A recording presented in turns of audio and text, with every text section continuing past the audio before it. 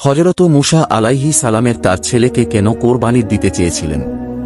আজ থেকে বহু বছর আগে মেসোপটেমিয়ার উর নামক এক শহরে জন্ম নিলেন এক মহান নবী, যিনি একত্ববাদের আলো জ্বেলেছিলেন, হযরত ইব্রাহিম। আর সেই সময় তার জাতি ছিল ঘোর অন্ধকারে নিমজ্জিত। তারা নিজেদের হাতে বানানো মূর্তি এবং গ্রহণক্ষত্রের পূজা করত। পিতার পরিচয়: ইব্রাহিম আর এর পিতা আরের ছিলেন একজন নামকরা স্থপতি, যিনি রাজ্যের প্রধান মূর্তিও তৈরি করতেন। শৈশবের জিজ্ঞাসা: ছোটবেলা থেকেই ইব্রাহিম আর অন্যদের মতো ছিলেন না।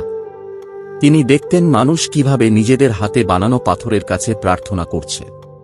তার মনে প্রশ্ন জাগত, এই নিষ্প্রাণ পাথর কিভাবে আমাদের সৃষ্টিকর্তা হতে পারে? সত্যের অনুসন্ধান।